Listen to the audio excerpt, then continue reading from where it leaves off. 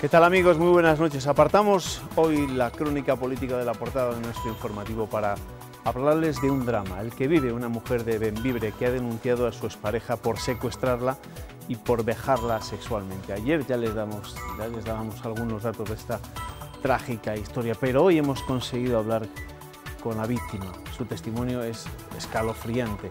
Nos ha contado sobre todo que pide mayor protección para ella y también para su hijo. Secuestrada en el rellano de su vivienda por dos individuos y obligada a subir a un vehículo. Así comienza el relato de esta joven que asegura que las palizas y el acoso se habían convertido en algo habitual. Él siempre me había dicho que si yo lo denunciaba y dejaba, que me iba a matar. Y hice las dos cosas, dejarlo y denunciarlo. Y ese día firmé mi sentencia de muerte. Por eso, aunque sus secuestradores no eran su expareja, nunca dudó de que él estaba detrás. Lo tuvo claro cuando reconoció el suelo de la bodega donde la retuvieron y cuando escuchó su voz mientras la sometía a todo tipo de vejaciones hasta que la abandonaron a su suerte en un descampado. Lo de él es vejarme, me echó lo que me echó. Me dijo, ya te dije que una pulsera no te iba a salvar, que le retirara todo,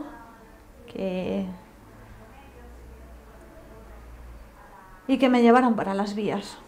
Completamente aturdida y desorientada y tras caminar varios kilómetros desnuda y descalza, la joven consiguió enfilar esta calle donde encontró el auxilio que tanto necesitaba.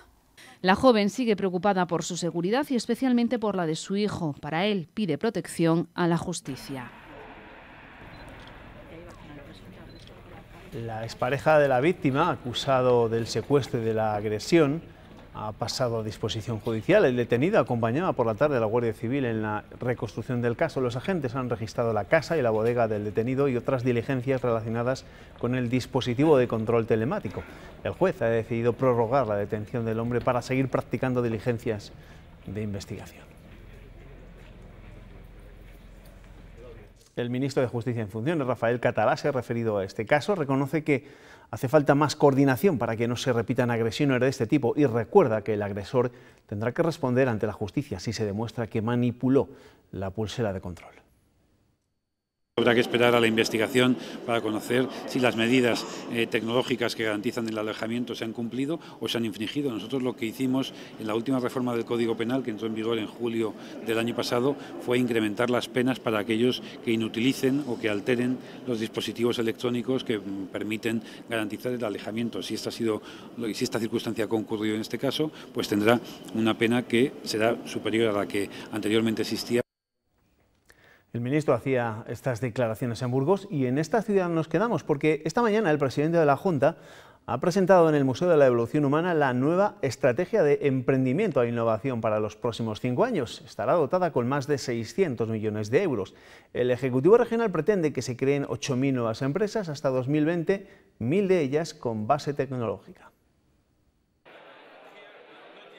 La mitad de los empleos del futuro se crearán en actividades que ahora no conocemos. Es la consecuencia de la digitalización de la sociedad. Por eso la Junta se ha marcado este objetivo. Que todo empleo que se genere en Castilla y León a través de las políticas de emprendimiento esté dotado de cultura innovadora. Más empresas más grandes y preparadas para competir en plena revolución tecnológica y que sirvan para retener el talento en casa, implicando también a la iniciativa privada. Es que no puede existir, que es absolutamente utópico que pretenda que exista una especie de monopolio o de exclusividad de los poderes públicos.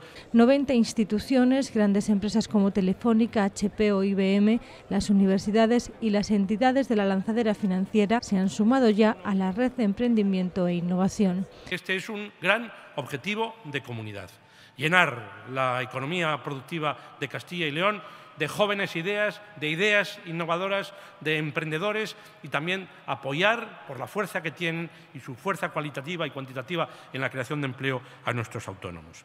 La Junta quiere movilizar hasta 1.500 millones de euros, 600 de ellos para dar cobertura a las 85 medidas que contempla la estrategia, que por primera vez cuenta con un plan de industria 4.0.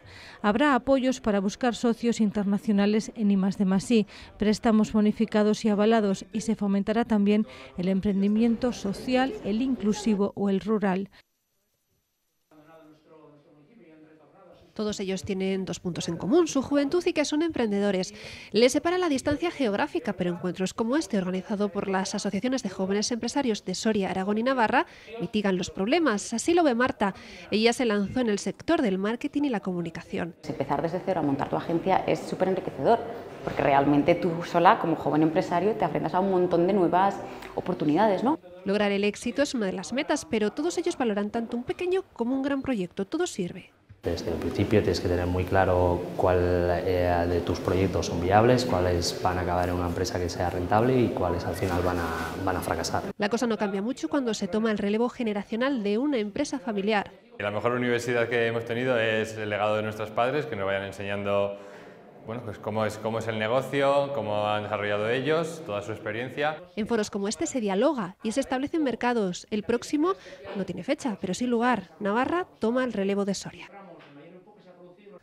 De las dificultades que tienen que afrontar esos emprendedores son muy conscientes las cámaras de comercio e industria. La de Valladolid ha cumplido este mes de octubre 130 años. Su presidente es Víctor Caramanzana. ¿Qué tal? Bienvenido, muy buenas noches. Hola, buenas noches. 130 años no se cumplen todos los días, ¿eh? Pues no, es Felicidades por este cumpleaños.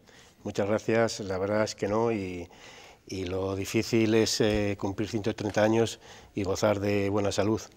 La verdad es que después de unos años de cierta incertidumbre podemos decir que estamos recuperando la salud y que la vamos a tener buena. Eso está bien. Bueno, y 130 años después, ¿qué papel sobre todo desempeñan en estos momentos de la situación económica las cámaras de comercio?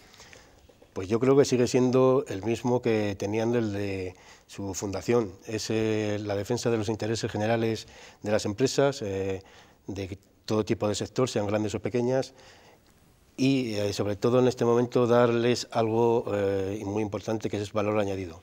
Valor añadido para poder conseguir los retos que tienen en este momento, que es la competitividad. Y alcanzar la competitividad a través de herramientas que yo creo que en las cámaras somos líderes y lo hacemos muy bien, como es la internacionalización, la innovación y el proceso ese tan demandado y que yo creo que es súper necesario, que es la transformación digital. Pero lograr esos objetivos se les ha puesto un poco más complicado después de la eliminación de las cuotas que estaban obligadas a pagar las empresas para mantener las cámaras de comercio e industria. Ahora han tenido que reinventarse, entiendo, ¿no? Pues sí, la verdad es que el recurso cameral que existía era una forma de financiación muy importante para las cámaras. En la Cámara de Valladolid era el 60% de sus ingresos anuales y pues nos pilló la Cámara de Valladolid. Además siempre ha sido una cámara muy previsora e inversora. En el año 2010 empezó a hacer un edificio muy importante para uno de los sectores más importantes de la economía de Castilla y León y de Valladolid, que es la Escuela Internacional de Cocina, basándose en el futuro del turismo, para dar una herramienta a todo el sector del turismo. Esto nos pilló con el pie cambiado porque ya se había empezado a hacer el edificio y había que pagarle, para eso se contaba con el dinero del recurso cameral, y esto la verdad es que nos ha producido un desajuste en tesorería importante, que en este momento pues estamos ya negociando y saliendo de él. Bueno, la Cámara de Comercio e Industria de Valladolid no solo está de enhorabuena por esos 130 años de vida, también esta Cámara ha sido pionera en nuestra comunidad a la hora de poner en marcha una escuela de negocios que cumple 25 años, mañana precisamente clausuran el curso. Al final, ¿qué ha supuesto esta escuela de negocios de cara a fomentar el emprendimiento en nuestra comunidad, o en este caso en la provincia de Valladolid? Pues también muy importante. La formación es una de las líneas más importantes que hace las cámaras, y en concreto la de Valladolid, y fue también pionera en poner en marcha una escuela de negocios. Fíjate si es importante que han pasado 3.000 alumnos ya por ella en estos 25 años que cumplimos a lo largo de todo este curso. Es muy importante también porque el 70% de los alumnos que cursan un máster de la cámara o un curso superior accede a trabajo, a inserción laboral, con lo cual, además de dar inserción laboral, conseguimos otra cosa muy importante que además es muy demandada, yo creo, por las empresas de Castilla y León y por la sociedad, es que retenemos talento. La gente que hace, los alumnos que hacen un máster en la Escuela de Negocios es gente preparada, o bien que viene de la universidad o que viene de empresas, que se prepara aún más, sale mucho mejor cualificada y se queda en empresas de Valladolid y de Castilla y León. Con él conseguimos retener talento y sobre todo algo importante, que las empresas, al tener más talento y ser más competitivas, no tiendan a deslocalizarse, sino a quedarse dentro de nuestra provincia. La Cámara de Comercio e Industria de Valladolid es también la encargada de gestionar la feria de muestras. ¿Se les ha quedado pequeña? Porque hay una vieja aspiración, la construcción de un palacio de congresos. No sé cómo irá ese proyecto. ¿En qué situación están en este momento? Pues la verdad es que nos ha quedado pequeña, pero sí es el momento de hacer una reestructuración y cambiar un poco la filosofía de la institución. En este momento, pues, y con el ayuntamiento, la institución ferial está compuesta por cuatro administraciones, 3 administraciones y nosotros, que es Junta de Castilla y León, Diputación de Valladolid, Ayuntamiento y nosotros.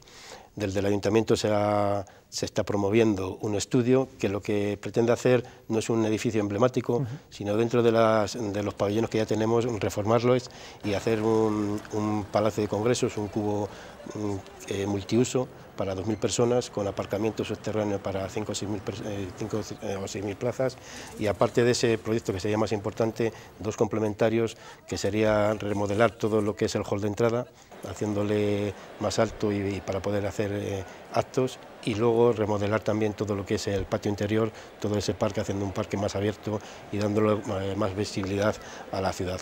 Yo creo que es importante, son cifras que son razonables, porque estamos hablando en total de las 3 partes 9 millones de euros, y que serían fáciles de hacer en un tiempo relativamente corto. Eso es lo que le iba a preguntar, ¿de qué plazos estamos hablando? Estamos hablando entre 3 y 4 años, con lo cual, ¿a partir de que lo pudiéramos aprobar, que esté entre las instituciones de acuerdo, que yo creo que puede ser el año que viene fácilmente. Al presidente de la Cámara de Comercio de Valladolid le gustaría que fuese a partir del año que viene, cuando comenzara. Sí, yo creo que serían las fechas más prácticas, podríamos decir, para empezar a hacer. Y cuando ese nuevo edificio, cuando ese nuevo proyecto ya sea una realidad, ¿qué filosofía cree usted que debe tener entonces la Feria Internacional de Muestras de Valladolid?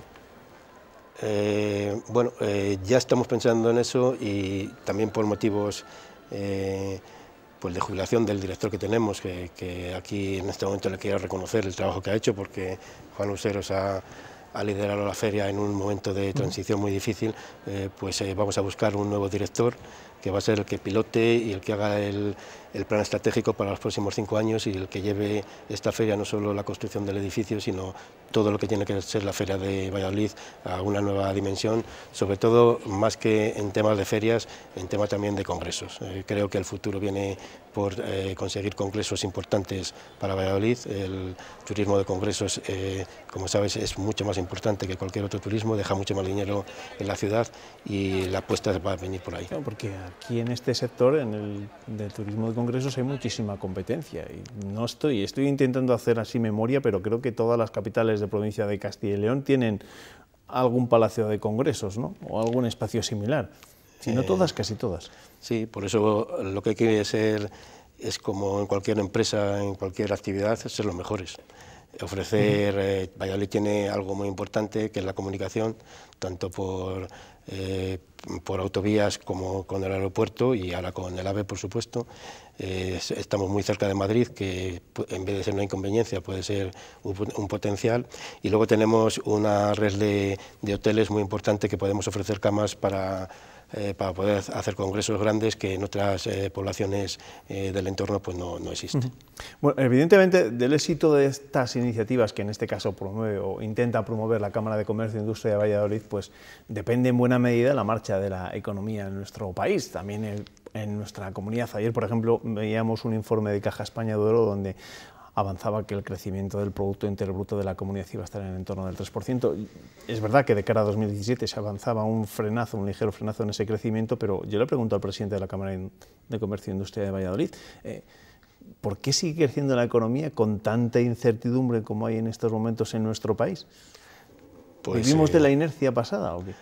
Yo creo que, como todos somos conscientes y todos convenimos, la incertidumbre es un factor determinante y negativo para la economía. El no saber, no tener una política fiscal clara ni unos presupuestos, pues redunda para mal en la economía. Lo que sí es verdad es que las empresas sí que han hecho los deberes. Han seguido con sus planes, han seguido funcionando, y esto ha derivado en que en este momento pues vamos a acabar el año mejor de lo que se esperaba, cerca de un 3,2% de incremento, con mejores exportaciones. Castilla y León es un referente en exportaciones. Yo creo que hay algo también tenemos que decir la Cámara, que ayudamos de forma fehaciente a todas las empresas, en este caso provinciales. Entonces, desde luego, hay algo que decir que estamos haciendo bien. Lo que sí me preocupa es qué hubiera pasado si hubiéramos tenido este gobierno. El coste de oportunidad, nunca sabremos dónde podríamos haber llegado.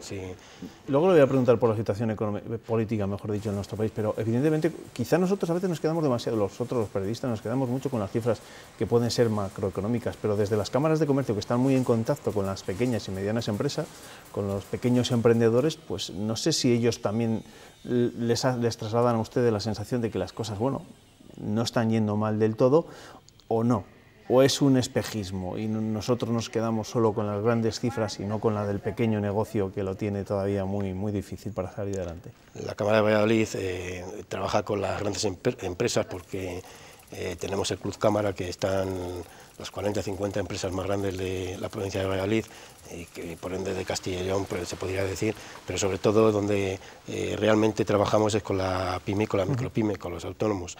Es lo que realmente nos preocupa, porque las grandes empresas ya lo tienen hecho. Sí que se transmite que posiblemente si hubiera más estabilidad, la gente, con una estabilidad cierta, la gente sí que tiende a invertir, a comprar más bienes de equipo, a hacer más consumo, pero el que lo ha tenido que hacer no lo ha dejado de hacer por la situación política. Yo creo que es un acierto no parar la actividad económica por una incertidumbre. Y de esa incertidumbre le pregunto, ¿está harto, cansado, hastiado? No sé cómo está el presidente de la Cámara de Comercio de Valladolid por la situación política que vivimos en estos momentos en España. Pues bueno, que vivimos desde hace más de 10 meses en España. Sí, yo creo que es un poco lo que estamos todos, cansados. Es un hartazgo poner la televisión o los programas de radio y volver a hablar de lo mismo, pero no solo por hablar de eso, sino porque hablamos de algo que debería estar solucionado, que hay gente que cobra de los presupuestos del Estado para llegar a acuerdos, y vemos que después de 10 meses nos han llegado. Esperemos que estemos en el final del proceso y que esto se alcance y que cuanto antes tengamos un gobierno. Gracias, don Víctor Galanzana, presidente de la Cámara de Comercio e Industria de Valladolid, que cumplen, ya les digo, que ha cumplido, mejor dicho, este mes de octubre 130 años, y es motivo para celebrarlo. Muchas gracias, Juanma. Gracias. Gracias, buenas noches. Buenas noches. De política y de los 10 meses sin gobierno hablaremos, como no, a la vuelta de la publicidad en nuestro tiempo de tertulia. Hasta ahora, no se vayan.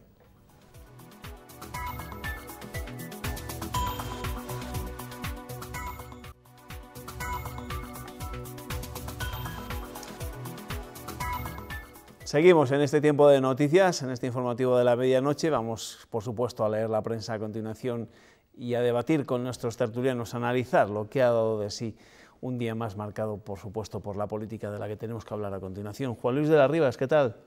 Muy buenas noches, Juan. Bienvenido, muy buenas noches. Paco Somoza, ¿cómo lo llevas? Buenas noches. Muy bien. Bienvenido. Muy bien. Y con la prensa, con los titulares, viene como cada noche, ya lo saben, Ernesto Escapa.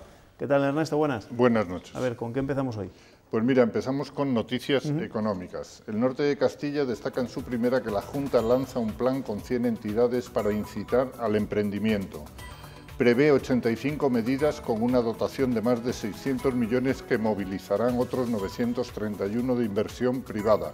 Y señala que el objetivo de esta legislatura es crear 8.000 empresas más en Castilla y León. Diario ABC también abre las páginas de Castilla y León con este mismo asunto. Castilla y León movilizará 1.500 millones para retener talento e impulsar la innovación.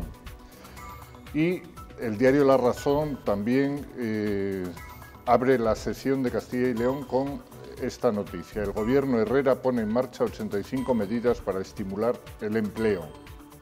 El Correo de Burgos, donde se presentó este programa, este plan, Herrera lanza un plan para evolucionar la economía con 603 millones de euros. Cambiando de asunto, Diario de León destaca en su primera que en el año en que las térmicas han incrementado la producción eléctrica en más de un 20% gracias al carbón, en cambio, quemando un 24% más de carbón en el año 2016, sin embargo, no han conseguido, porque no consumen carbón nacional, que las plantillas dejen de estar paralizadas y las empresas mineras en liquidación. Diario de Valladolid, El Mundo, destaca en su primera unas declaraciones del presidente de la Diputación de Valladolid y secretario provincial del Partido Popular, Jesús Julio Carnero. Voy a luchar para que mi partido asuma un sistema de primarias. Que pregunten el PSOE, a ver si es una buena idea. Sí, no sé si es una idea oportuna. Y Diario La Razón, Valladolid se lanza a la conquista del mercado turístico con la marca Va Ciudad Amiga. Diario Palentino, la Junta habilita 24 días para realizar las quemas de rastrojos. La Nueva Crónica de León, un detenido por el secuestro de una mujer en Valencia de Don Juan. Una llamada alertó de una agresión a una mujer que fue metida en un maletero. Y por último, Diario de Ávila destaca en su primera que el higo de Gredos alcanza la marca de garantía y es el primero del país en lograrlo. Gracias, Ernesto. Bueno, esos son los titulares, las imágenes que ilustran las primeras páginas de los periódicos de nuestra comunidad que vamos a poder leer este jueves, pero en días como hoy, lazos como este, que tengo en mis manos y que me voy a poner, al igual que tienen ya puestos mis tertulianos, los compañeros que me acompañan en esta tertulia, pues como les decía, lazos como este simbolizan la solidaridad con aquellas mujeres que luchan a diario contra el cáncer de mama. Por fortuna, los avances médicos están logrando que cada año la supervivencia se incremente en un 1,4%. Ayuda a la detección precoz y la investigación. El Centro del Cáncer de Salamanca es una referencia en la batalla que se libra entre probetas y microscopios. Ahora mismo sus esfuerzos se centran en un medicamento para el cáncer de mama más agresivo. Ha sido un trabajo intenso, midiendo, pesando y estudiando hasta 20.000 genes localizados en pacientes de cáncer de mama. Finalmente, el estudio coordinado entre el Centro del Cáncer de Salamanca y el equipo de Alberto Ocaña en Albacete ha identificado 4 genes concretos que predicen una recaída de los pacientes y una peor supervivencia. Un paso que cambia la batalla contra la enfermedad. El propósito es saber si un paciente tiene mayor frecuencia de recaídas, porque entonces podemos tomar decisiones clínicas como, por ejemplo, dar un tratamiento más fuerte al inicio o como por ejemplo hacer un seguimiento clínico mucho más estrecho a esos pacientes que pueden tener mayor riesgo de recaída, de la misma manera que aquellos que no lo tengan pues se podrían tratar de una manera, llamémoslo, más suave. Dado que estos 4 genes están aumentados en los peores tipos de cáncer de mama, es posible que atacarlos sea una vía de tratamiento. Sí, alguno de estos genes puede ser atacable con fármacos de nueva generación que se están desarrollando y algunos de ellos los estamos nosotros investigando. De este laboratorio ya han salido importantes avances contra el tumor triple negativo, el de peor pronóstico en cáncer de mama. Investigaciones que en muchos casos son posibles gracias a instituciones privadas, como la Asociación contra el Cáncer o la Fundación CRIS. En días como hoy el rosa no solo es un color, también es la imagen de la solidaridad con todas esas mujeres que luchan a diario contra el cáncer de mama. En la tertulia de esta noche ya les decía yo que íbamos a hablar mucho de política y no va a faltar nuestra habitual dosis de crisis socialista, pero antes tenemos que ver un nuevo ejemplo de la intolerancia a la que son capaces de llegar algunos en la universidad. El expresidente del Gobierno, Felipe González, y el presidente del Grupo Prisa, Juan Luis Cebrián, no han podido impartir una conferencia en la Universidad Autónoma de Madrid porque un grupo de jóvenes se lo ha impedido, muchos de ellos con la cara tapada, algunos con pancartas de apoyo a los presos de ETA y la mayoría llamando asesina a González y recordándole los crímenes de los GAL y lo de la cal viva. Otros además le acusaban de promover la caída de Pedro Sánchez. El caso es que después de varios minutos de forcejeos y de gritos, Al final la conferencia se ha suspendido. Y os voy a preguntar por esta imagen, que ha sido una de las imágenes del día, porque después ha tenido su repercusión. De hecho, en el Partido Socialista han acusado abiertamente a Podemos, a Pablo Iglesias, de, no sé si de instigar, pero de promover, por así decirlo, este tipo de movilizaciones contra, en este caso, Felipe González y Juan Luis Cebrián. ¿Qué os parece? ¿Esto nos anuncia algo de que se avecinan meses? Sí, hombre, seguro que se avecinan meses en los que desde estas plataformas tan facilonas, ¿no?, la gente se expresa de una manera que para mí raya la delincuencia. O sea, una cosa es disentir y otra cosa es delinquir, que es un territorio, yo creo que es perfectamente delimitable. O sea, no se puede impedir que la gente se exprese y no se puede impedir que la gente se exprese de manera violenta, insultando en un ámbito universitario que encima acentúa aún más, a mi juicio, la incomprensión, digamos, de que eso suceda dentro de las aulas, ¿no? La universidad es un lugar de encuentro, es un lugar en el que verdaderamente la conciliación entre unas cosas y otras, la comprensión de los errores que pueden haberse cometido en una época determinada, pero también la comprensión de los aciertos, tiene que meterse en el mismo saco y, desde luego, nunca ejercitando la violencia como instrumento, vamos a decir, de diálogo, entre comillas, ¿no? Lo que pasa es que ya lo decía Marx, que la violencia es la gran partera de la historia, y lo decía críticamente. Yo creo que hay parte en el radicalismo, no solo de derechas, sino también de izquierdas, hay gente que cree que es una herramienta la violencia y que se puede utilizar dosificadamente, y esto es muy peligroso. O sea, y además, sobre todo, unidireccionalmente. Si la violencia es una herramienta, hay que tener mucho cuidado, porque la violencia genera violencia, ¿no? Yo creo que esto es muy peligroso. Más allá de que aquí lo que se quiere es influir de alguna manera lo que se busca es el titular. O sea, lo que se ha buscado, viene Felipe González, se busca un titular, se busca estar ahí y se busca, yo creo que también, presionar un poco al PSOE en esta especie de diálogo de intolerancia, ¿no? De decir, oye... Lo que pasa, Juan Luis, que, fíjate, a mí me recuerda esto otro episodio histórico del que se cumplieron hace unos días 80 años, que es el altercado en la Universidad de Salamanca de Millán Astray y de los que le acompañaban aquel día con Unamuno. No es la primera vez que Felipe González se queda con las ganas de hablar en una universidad, pero yo creo que fue hace 20 años cuando le reventaron también otra conferencia. Eran los años de la corrupción socialista, y no sé si estaba en pleno apogeo el caso Filesa, el caso de financiación irregular del Partido Socialista, pero ya ven cómo están las cosas en estos momentos. Y yo os decía que si esto puede ser un reflejo de los tiempos que estamos viviendo o de los que vamos a vivir durante los próximos meses. Y yo hacía antes referencia a las críticas que hacen desde el PSOE a Podemos, porque ya sabéis la disputa que existe en estos momentos en el partido de Pablo Iglesias, ¿no? Donde Pablo Iglesias considera que sus diputados en las Cortes no son suficientes para poner en marcha muchas iniciativas que les gustaría a la formación morada, y que su papel debe estar en la calle, sobre todo. Bueno, yo creo que en un régimen parlamentario el papel de los parlamentarios tiene que estar en el Parlamento, como su propio nombre indica, es decir, y que haya un ejercicio de concordia en el Parlamento, y que, desde luego, esa concordia no debe de eludir todas las disensiones y todas las críticas que subyacen en cualquier proceso de planteamiento y de crítica al planteamiento. Eso, por supuesto que no, pero, y además, yo creo que una cosa no quita la otra, pero trasladar el debate parlamentario a la violencia callejera, pues a mí me parece que es un sinsentido que, desde luego, la ciudadanía en términos generales no entiende, se asusta con ese tipo de procedimientos y no los quiere ver ni en pintura.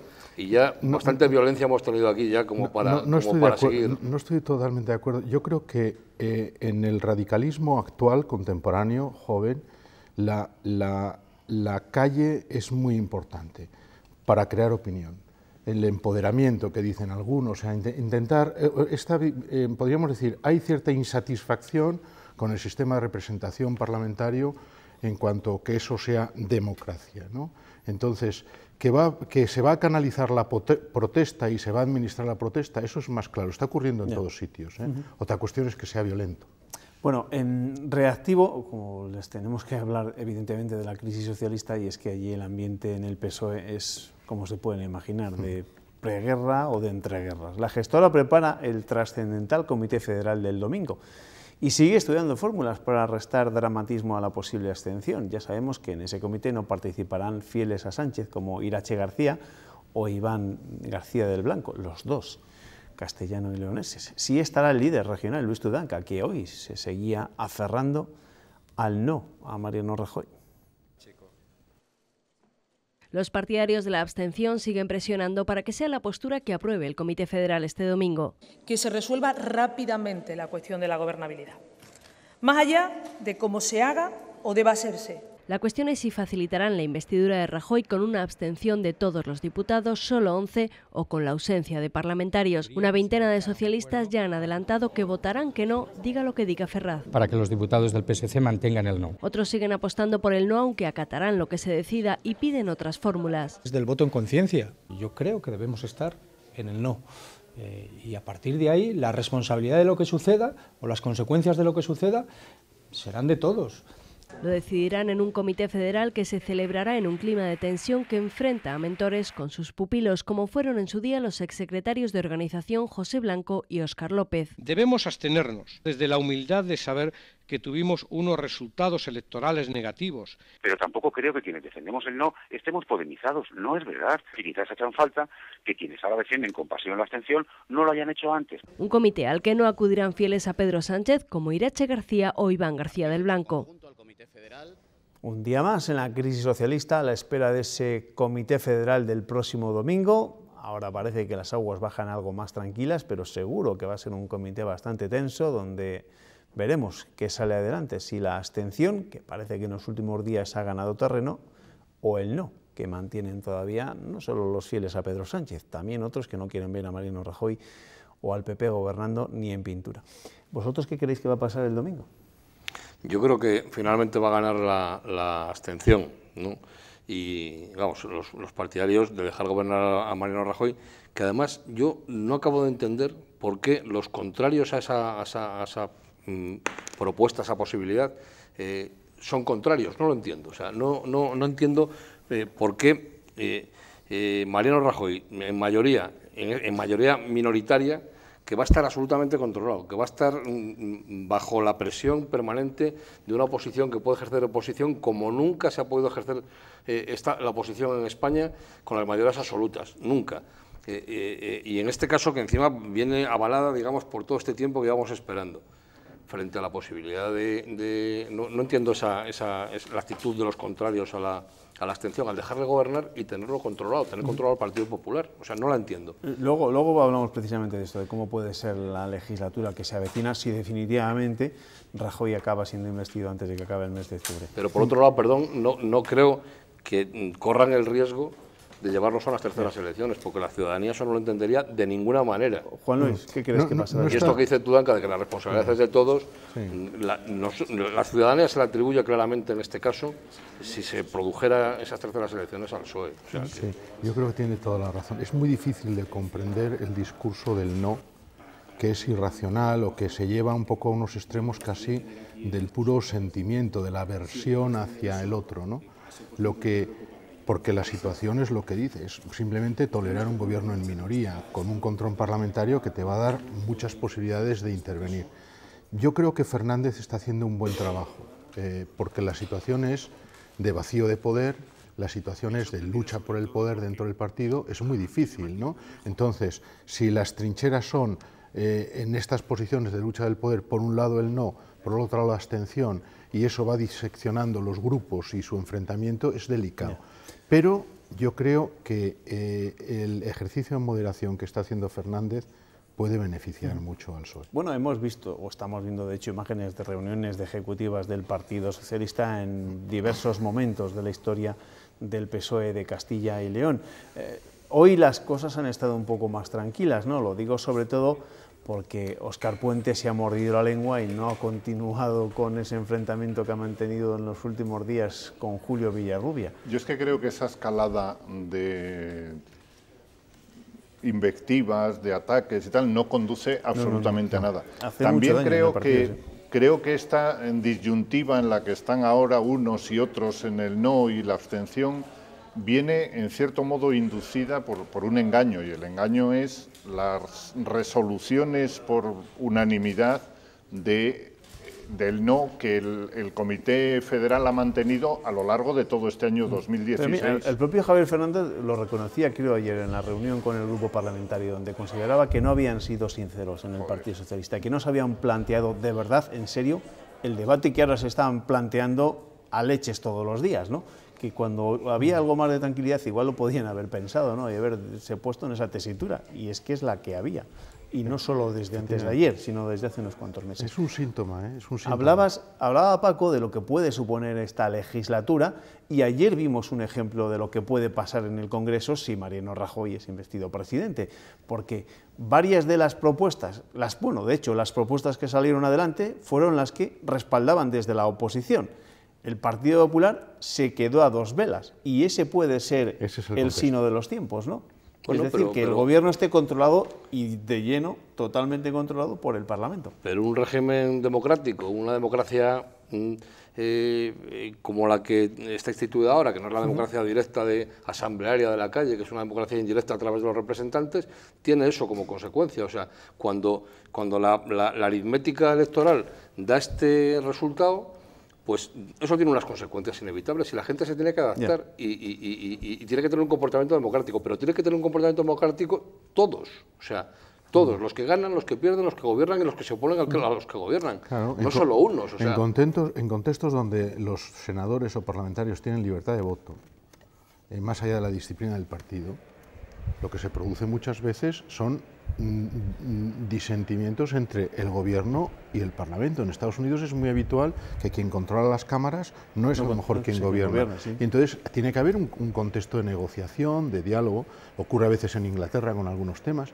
Yo creo que lo que nosotros hablamos mucho de democracia, lo has dicho tú antes muy bien, lo empezó Paco diciendo, ¿por qué no se debate? Se tiene miedo a debatir, y cuando se debate se produce una bronca extraordinaria, ¿no? O sea, pasamos de no decir nada a montar un lío. Yo creo que en el ámbito social la gente es muchísimo más democrática que en el ámbito político, mucho más democrática, y es mucho más templada. Y esta especie de actitud tozuda, reiterada, negativa, sea de quien sea, venga de donde venga, es antidemocrática, y hay que decirlo, eso no es democrático. O sea, el negarse a contemplar la evidencia, eso no hay nada más antidemocrático que la tozudez. Bueno, voy a cambiar de tema, vamos a dejar de hablar de política, que ya están ustedes seguro que bastante hartos, como estamos ya nosotros cansados de hablar de lo mismo desde hace más de 10 meses, porque además esta noche tenemos el lujo de contar con dos tertulianos arquitectos y con Ernesto, un hooligan de nuestro patrimonio y de nuestra historia. Los tres se patean a menudo la comunidad y conocen por tanto el paño. El caso es que voy a hablar con ellos de una lista roja, la que elabora la Fundación Hispania Nostra y que incluye el patrimonio que está en peligro. Castilla y León lidera esa lista y eso ha llevado a la oposición a pedir en las Cortes un plan de actuación. El PP cree que esa lista no puede ser la base porque carece, según ellos, de rigor y recuerda que no siempre es fácil actuar porque buena parte de este patrimonio está en manos privadas. Castillos, ermitas, monasterios. De su estado de salud alerta desde 2007 la lista roja de Hispania Nostra. Castilla y León la encabeza con diferencia, pese a ser la comunidad que más ha venido invirtiendo en recuperar su patrimonio. Precisamente este tipo de listas lo que provoca es que lleguemos a pensar que Castilla y León pues hacemos dejación en la conservación del patrimonio. A mí me parece eso lamentable. Me parece lamentable porque Castilla y León, y lo tengo que decir con todo rigor, es la comunidad autónoma que mejor planificación estratégica tiene. El PP comparte los recelos hacia esta lista. Yo mañana mando una foto y digo esto se está cayendo, esto es fantástico, esto es estupendo en mi pueblo, al día siguiente está en la lista. Pero claro, cuando ese bien se arregla, luego no salen de la lista. Cuando el PSOE se ha basado en ella para pedir un plan de actuación. La existencia de esta lista roja pone de manifiesto la falta de actuación y la falta de responsabilidad de quien tiene las... Más allá del rigor de la lista, el debate de políticos y expertos evidencia lo que cuesta llegar a todos los rincones. Es verdad, en la lista roja aparecen más de 200 edificios, pero es que Castilla y León tiene más de 2000. Y los datos demuestran que el patrimonio atrae. En el caso de Castilla y León mueve más de la mitad de las visitas turísticas. Que se lo digan a este reconvertido alcázar de Toro. Por cierto, en su día él también estuvo en la lista roja. Bueno, pues hablemos con gente autorizada para hablar de estos asuntos que tienen que ver con el patrimonio. Paco, empezamos contigo, que además tú eres Premio Hispania Nostra por la restauración del espacio urbano de la calle de Valborraz. Varias veces, ¿no? En Zamora, fíjate. Bueno, yo creo que el patrimonio en Castilla y León tenemos más, porque somos más grandes y porque tenemos muchísimo más patrimonio, ¿no? Porque, desde luego, el patrimonio, en nuestro caso, al margen del indiscutible valor histórico que tiene, ¿no? Porque en cada uno de los monumentos que pueblan nuestro territorio, ¿no? Que son muchos, ¿no? Y variados, y de distintas épocas, escribe una de las páginas de la historia de esta comunidad, de este territorio. Aparte de eso, es muy difícil acceder con ayudas y con subvenciones y con actuaciones a todo él, ¿no? Hay pequeños núcleos que tienen extraordinarios edificios, ¿no? Y que no hay manera de mantenerlos porque no hay una densidad de población que lo justifique, lo cual no quiere decir que no haya que lanzar la mirada sobre ellos precisamente porque son los más débiles, ¿no? El que estemos en esa tesitura, en esa lista roja, tiene que ser un estímulo para provocar a los responsables en derivar parte importante de la inversión a recuperar ese patrimonio, porque es recuperar nuestra historia y porque además son locomotoras que generan actividad turística, que generan atracción, que generan empleo, que generan muchísimas cosas, con lo cual esa visión, vamos a decir, rentable, entre comillas, ¿no? Del patrimonio, rentable entre comillas y sin las comillas, porque es rentable en muchos ámbitos, es rentable desde el punto de vista patrimonial, pero también lo es desde el punto de vista económico y como locomotora, como digo, de actividad y de atracción, ¿no? Pues tiene que acentuar, esta lista tiene que acentuar la sensibilidad. Yo creo que es importante que la lista roja es una oportunidad para reflexionar, no tomarse la lista roja como si fueran los 10 mandamientos, porque mira, en Castilla y León hay 1.700 municipios, un poco más, de menos de 500 habitantes. En todos esos municipios vive menos gente que en Valladolid. ¿Qué puede hacer un municipio de 500 habitantes, que muchos de ellos son conjuntos históricos? Por ejemplo, Castilla y León tiene más bienes en la lista mundial, más bienes conjuntos históricos, más bienes BICs que los demás territorios, más que Andalucía, por ejemplo. Entonces, ¿qué ocurre? Pues que es muy difícil intervenir en un territorio tan amplio y tan disperso. Se han hecho cosas, pero quedan muchas ruinas, ¿no? Hay varios libros interesantes sobre las ruinas bueno, las ruinas son ruinas, a veces las ruinas, había, ¿verdad?, Ruskin y todo esto decían, dejemos las ruinas en paz. Una ruina no es un patrimonio dañado. Poner una ruina en una lista roja, hombre, depende, si amenaza caer, pero una ruina puede ser una cosa hermosa, ¿no? ¿Me entendéis? Cierto. Entonces yo creo que aquí hay también muchas veces un poco de ignorancia. Ahora bien, lo que sí es verdad es que el patrimonio es muy importante. Sé que este debate es positivo y que es un valor de este territorio extraordinario. Entonces, aprovechemos esto para ponernos las pilas. De hecho, hay algunas restauraciones que han arruinado ruinas hermosas. Sí, pero Hispania Nostra ha puesto ahora de manifiesto entre esos edificios en peligro un palacio de Burón en la montaña de Riaño, que yo recuerdo perfectamente, que se desmontó cuando el embalse, la cola del embalse, iba a negarlo. Se desmontó con el compromiso de la Confederación en aquel momento Hidrográfica del Duero de volver a restituirlo. Después se proyectó en el programa Arquimilenios, en el segundo programa Arquimilenios de la Consejería de Fomento, como casa del Parque de Picos de Europa. Y, de hecho, las piedras siguen por allí esparcidas, es de la familia de la fotógrafa Ucalele, de la familia de los Allende, y siguen por allí y siendo objeto de rapiña de la gente que se las lleva para hacer su... De cualquier manera, el patrimonio, la visión de Hispania Nostra es una visión determinada, no es una visión interesante, pero muy interesante, pero es determinada. Hay cascos históricos, ¿qué voy a decir yo?, ¿no? En Sanabria, cascos, antiguos cascos de poblaciones en la provincia de León, maravillosos, ¿no? Que también habría que volcar la mirada sobre ellos, ¿no? Porque a veces destruye más un casco urbano completo, ¿no? Un casco antiguo de una pequeña localidad, una intervención nefasta, ¿no? Que eso no hace falta Hispania Nostra, no hace falta subvenciones, hace falta vigilancia, hace falta sensibilidad, ¿no? Y después, claro, hay cosas como, por ejemplo, las ruinas impresionantes, ¿no? Que en Zamora tenemos unas cuantas, ¿no? Tanto daño hizo la desamortización de Mendizábal al patrimonio, ¿no? En una época que todavía no hemos superado aquel trauma, ¿no? Enrique VIII en los monasterios ingleses hizo unas ruinas. Claro, sí. Fíjate, yo estuve hace poco en San Juanejo, al lado de Ciudad Rodrigo, en el monasterio de la Caridad, que era de la familia de los Foxá, para el que hace unos años se anunció un proyecto de convertirlo aquello en una instalación hotelera y tal, y la verdad es que estaba abandonado. Sabía que nos iba a encantar hablar de este tema, y a nosotros también nos ha encantado hablar de este tema, más que de política incluso, pero ya el tiempo se nos ha agotado, os tengo que despedir.